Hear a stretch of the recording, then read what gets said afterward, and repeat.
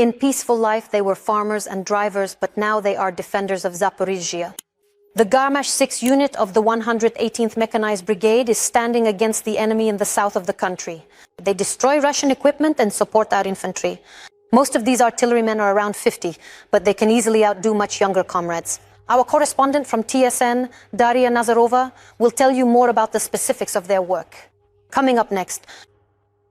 Old but reliable. A towed howitzer of 122mm caliber. The gun works reliably against enemy equipment, and with just a few shots, it can stop a Russian assault group.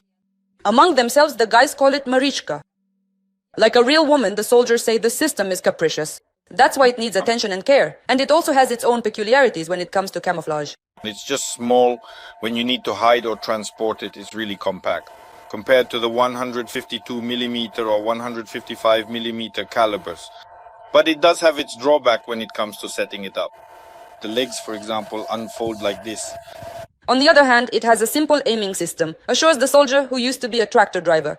He's only been working as an artilleryman for half a year, although it's his second time at war. When I saw what was happening all the time, I realized I had to go again, as I said. Because things were already bad, you know, for the family, for the peace of mind. It was a bit easier back then. Because things were already bad, as he said. The command to fire can come at any moment here, so both the cannon and the guys are always ready.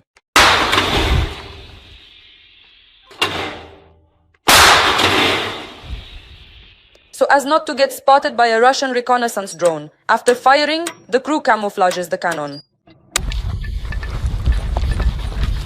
It's dangerous to stay on the surface. At any moment, the occupiers could strike back. While we wait in the dugout, aerial reconnaissance reports that with 2 shots, the artillerymen destroyed an enemy mortar crew. Despite the large number of attack drones, says the tractor driver, artillery is still a powerful means of destruction. The occupiers' equipment almost never approaches the line of contact, so the artillerymen mostly target enemy infantry and positions. Uncle Kolya is preparing gifts for the Russians. In the past, he was just an ordinary driver. At least 53, he easily handles 20-kilogram shells.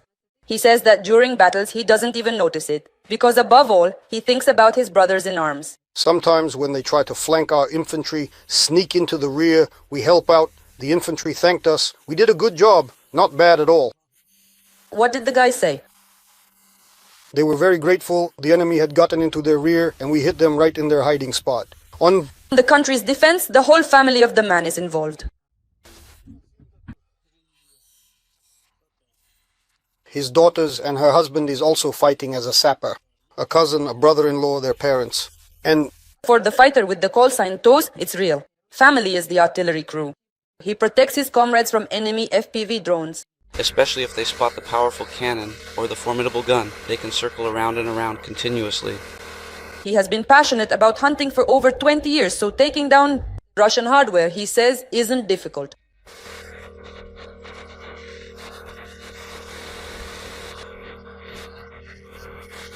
There are 5 people in the crew in total, from a peaceful life as an agrarian in Vinnytsia region. And so, now he's part of a steel flock.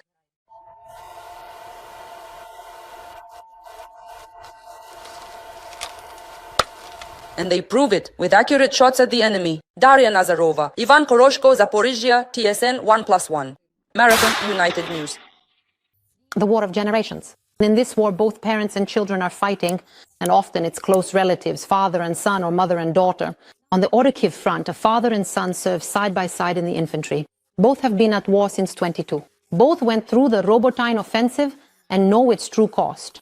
They were both wounded. Despite the fact that the soldier with the call sign Batia has 8 children, he doesn't leave the army because his youngest son is also at the front. So they sit together in the trenches, weapons in hand.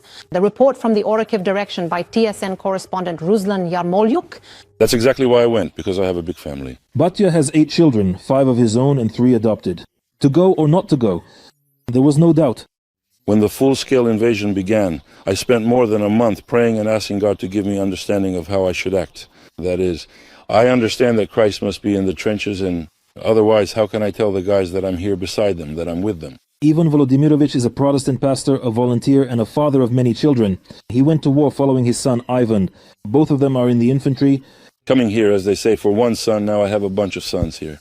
And that's a principle. Well, that's how it should be. A father should be like a father, a mentor, a friend, just a brother in arms, someone sitting right beside you.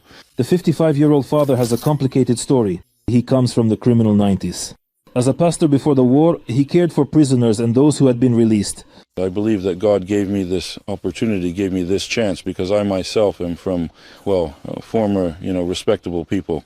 Well, as they say, yes, white and fluffy. Now, in the Orikhiv direction, he carries out combat missions together with his son. He went through the crucible of the Robotyne offensive together with the young man. He survived, saved his comrades during evacuation, and kept his son safe. Everything's fine, thank God. Thank God, right? Hallelujah. Well, the tank, after that, my knees are still shaking because I was wounded twice by a tank. You know what I mean. And so, even if you know it's somewhere out there, that moment when it fires and hits right away, that still gives me a bit of a tremble. Still very young in age, but already mature in his actions and behavior, Ivan has seen the blood and deaths of his comrades. He has 2 wounds, but he didn't leave the front. Wherever his father and the guys are, that's where he is too. Who am I now? So I'm here, Dad's here. So that means everything worked out, right? In the sense that the upbringing, that we're together and we're doing fine, as they say, we're moving forward. We move forward together, going through, as they say, both good moments and hard ones. He doesn't regret anything. It's his choice. He thanks his father for his upbringing and the values his dad instilled in him as a child. Here at the front, Ivan is among his own and he stands as an equal with the older comrades. It gnaws at you, for example, when you're on leave, when you've changed your surroundings a bit, and it starts to eat at you a little because you see not so much that they're in civilian clothes. It's not that I'm judging anyone for it. It's everyone's choice, but the attitude, for example, sometimes the attitude is just inappropriate, not just towards the military, but towards the situation in the country as a whole. I mean, you can see people just hanging out, walking around with a bottle of beer, for example. At least behave a little more modestly, so it doesn't hurt those who are standing up for you. Even though their father is nearby, they don't argue, and their dad doesn't tell them how to live, what to do or not to do. There is a war, there is an enemy, and it must be destroyed, says 25-year-old Ivan. First of all, he's a friend to me. He was my friend even before the war, and now he's also my brother in arms, and of course my commander. I mean, there aren't any issues or anything like that. We have, as they say, freedom of action, but everything is coordinated. That is, it's not like with some commanders where it's, I said so and it will be done my way. The enemy is constantly assaulting our fortifications, both on foot and with vehicles.